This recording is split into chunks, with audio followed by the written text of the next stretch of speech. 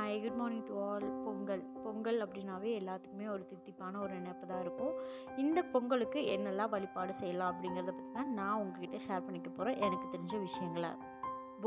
போகி பண்டிகையை பற்றி உங்களுக்கு எல்லாத்துக்குமே தெரியும். மனசில் இருக்கிறதும் சரி, வீட்டில் இருக்க குப்பைகளையும் சரி எடுத்து அகற்றிட்டு புதுசாக நம்ம வந்துட்டு செலிப்ரேஷன் பண்ணுற ஒரு டே தான் வந்து போகி அன்னைக்கு நெய்வேத்தியமாக பார்த்திங்கன்னா வெள்ளை சாதம், அதுக்குள்ளே தயிர், வாழைப்பழம், வெள்ளை கட்டி வந்து வச்சு சுவாமி கும்பிட்றது. அதில் பார்த்திங்கன்னா இளநீர் வந்து இருக்கணும். இளநீர் இல்லாட்டியும் பரவாயில்ல, நம்ம அந்த வெள்ளை சாதம் வச்சு நம்ம சாமி கும்பிட்றது ரொம்பவே முக்கியம்.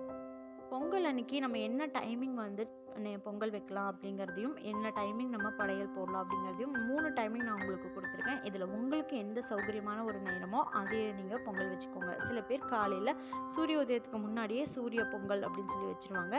நான் வந்துட்டு இதில் ஏதாவது ஒரு டைமிங் தாங்க வைப்பேன், சூரிய பொங்கல் வச்சதில்லை. மாட்டுப்பொங்கல் வந்து உழவர் திருநாள் அப்படின்னு சொல்லுவாங்க. உழவர் திருநாள் மட்டும் கிடையாதுங்க, மாடுகளுக்கு வந்துட்டு நம்ம நன்றி செலுத்தும் விதமாக தான் இந்த மாட்டுப்பொங்கல் நம்ம செலிப்ரேஷன் பண்ணுறோம். மாட்டுப்பொங்கல் அன்னைக்கு மாட்டுக்கு பார்த்திங்கன்னா அழகாக வந்து கொம்புகளுக்கெல்லாம் வர்ணம் பூசி மாடை வந்து அழகாக ரெடி பண்ணிவிட்டு அதுக்கு தேவையான உணவு, அதுக்கு நன்றி சொல்லும் விதமாக வந்துட்டு இந்த மாட்டுப்பொங்கலுக்கான வழிபாட்டு நேரம் நான் உங்களுக்கு கொடுத்துருக்கேன். வழிபாட்டு நேரம் 2 நேரம் இருக்குது. மாடு வச்சுருக்கவங்களும் சரி, மாடு இல்லாதவங்களும் சரி, வழிபாடும் நேரம் இது 2மே நம்ம ஃபாலோ பண்ணலாம்.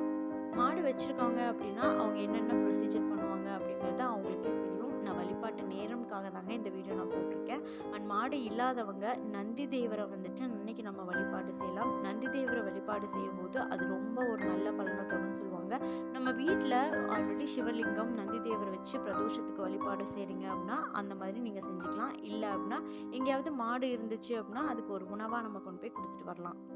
காணும் பொங்கல் 3வது நாள் காணும் பொங்கலில் பார்த்திங்கன்னா பெரியவங்களை நினச்சி நம்ம சுவாமி கும்பிட்ற நாளுன்னு சொல்லலாம். அண்ட் பெரியவங்க கிட்ட ஆசீர்வாதம் வாங்குகிற ஒரு நாளுன்னு சொல்லலாம். பெரியவங்க நம்ம வீட்டில் இருந்தாங்கன்னா அவங்கக்கிட்ட ஆசீர்வாதம் பண்ணுறதுக்காக 7 கன்னிமார்கள் வந்துட்டு 7 கல் எடுத்து கன்னிமார் பூஜை நாங்கள் பண்ணுவாங்க. உங்களுக்கு அந்த மாதிரி வழக்கம் இருந்தால் நீங்களும் பண்ணுங்கள். அண்ட் ஃபைனலாக இன்றைக்கி வீடு க்ளீனிங் வந்து பண்ணிகிட்ருக்கோம். வீடு க்ளீனிங் வந்து நேத்திக்கு ஆரம்பிச்சது, சண்டே ஆரம்பிச்சது. சண்டேலேருந்து இன்றைக்கி செகண்ட் பார்ட்டான மண்டேவும் இன்றைக்கி வந்து க்ளீனிங் முடித்து ஈவினிங் மேலே வந்து பார்த்திங்க அப்படின்னா பூஜை பண்ணுறதுக்கு தயாராகிட்ருக்கோங்க. நீங்கள் உங்கள் வீட்டில் க்ளீனிங் எல்லாம் முடிச்சிட்டிங்களா இல்லையாங்கிறத மறக்காமல் கமெண்ட்டில் ஷேர் பண்ணுங்கள். இந்த கொலின் பார்த்திங்க அப்படின்னா கொலின் வச்சு க்ளீன் பண்ணும்போது ரொம்ப நல்லாவே க்ளீன் ஆகும். இந்த கொலினோட ஸ்மெல்லும் வந்துட்டு ரொம்பவே எனக்கு பிடிக்கும். உங்களுக்கு பிடிக்குமா இல்லையாங்கிறத ஷேர் பண்ணுங்கள். மந்த்லி நிறைய க்ளீன் பண்ணாலுமே இயர்லி ஒன்ஸ் க்ளீன் பண்ணும்போது இருக்க குப்பை எல்லாமே நம்ம வீட்டில் தான் இருக்க மாதிரி இருக்குது. நான் வந்து ஃபுல்லாகவே வந்து இன்றைக்கி கொலின் யூஸ் பண்ணி க்ளீன் பண்ணும்போது ரொம்பவே ஸ்மெல் ரொம்ப பிடிச்சிருந்தது. கொலின் ஸ்மெல் உங்களுக்கு பிடிக்குமா இல்லையாங்கிறத ஷேர் பண்ணுங்கள். அண்ட் என்னோடய வீடியோஸ் பிடிச்சிருந்தா சேனலை சப்ஸ்கிரைப் பண்ணிக்கோங்க. இந்த ஷீட் பார்த்திங்கன்னா மீஷோவில் வாங்கினது 270 10 மீட்டர்ஸ்க்கு வந்துட்டு இருக்கும்.